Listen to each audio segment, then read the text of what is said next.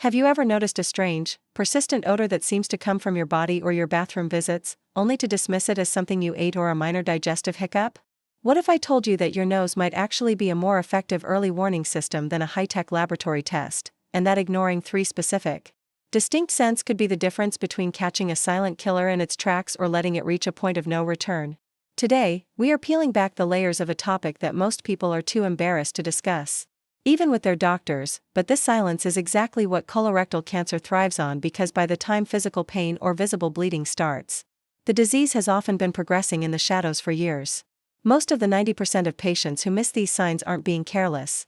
They simply don't realize that their metabolic waste is carrying a chemical signature of cellular breakdown that can be detected long before a tumor is large enough to cause an obstruction.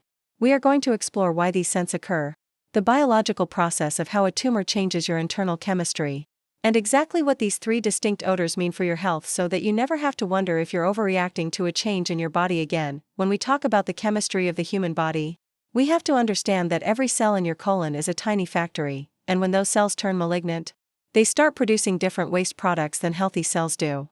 Colon cancer is unique because it exists in an environment that is already home to trillions of bacteria, and the interaction between a growing tumor and your natural microbiome creates a very specific volatile organic compound profile. The first scent you must never ignore is a sharp, metallic, or copper-like smell that lingers in the bathroom after a bowel movement.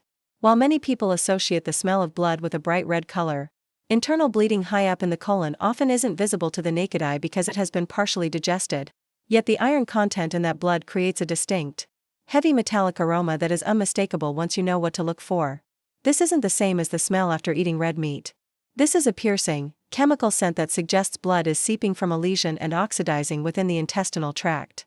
If you notice this, your body is effectively telling you that there is an open wound in your digestive system that shouldn't be there. The second scent is perhaps the most alarming and is often described as the smell of rotting meat or sulfurous decay that is significantly more intense than normal flatulence or stool odor. Everyone has off days based on their diet, especially after eating broccoli or eggs, but the odor associated with colorectal malignancy is different because it is the result of tissue necrosis. As a tumor grows, its center often outstrips its own blood supply, causing parts of the cancerous growth to actually die and begin to decompose while still inside the body. This process releases putrescine and cadaverine, the same compounds responsible for the smell of decomposing organic matter.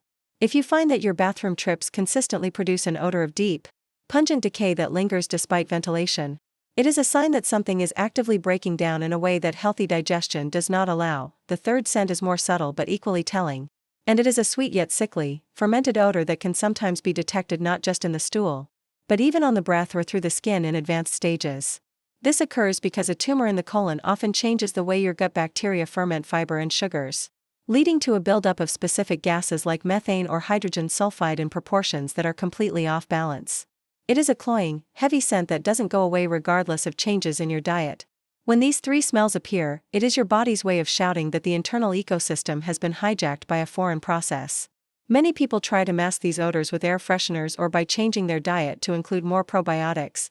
But if the underlying cause is a malignant growth, no amount of yogurt or fiber will change the chemical output of those cancerous cells. You must also consider that these scents often appear alongside ghost symptoms that people frequently mistake for irritable bowel syndrome or age-related slowing of the metabolism. Are you experiencing a feeling of incomplete evacuation, as if you still need to go even after you've finished?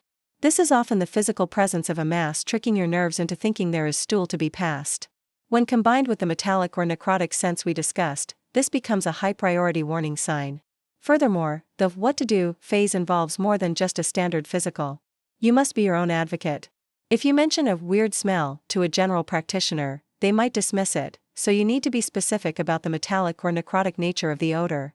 Demand a fecal immunochemical test or, better yet, a colonoscopy, which remains the gold standard for actually seeing what is happening inside. What you should not do is panic and self-diagnose based on a single bad day, but you should also not wait for pain.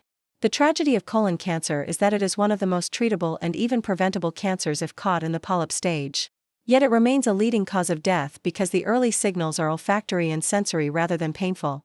Think of these odors as your body's check engine light.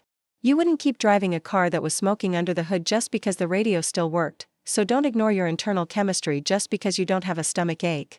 Your health is a narrative told through many small signs, and the way your body processes and expels waste is one of the most honest chapters in that story.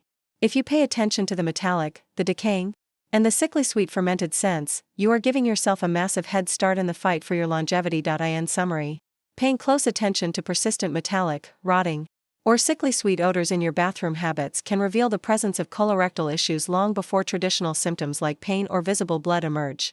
These scents are the biological markers of internal bleeding, tissue decay, and disrupted fermentation caused by malignant growths. If you found this information valuable, make sure to subscribe to the channel, like this video, and let me know in the comments what topic you want to see next.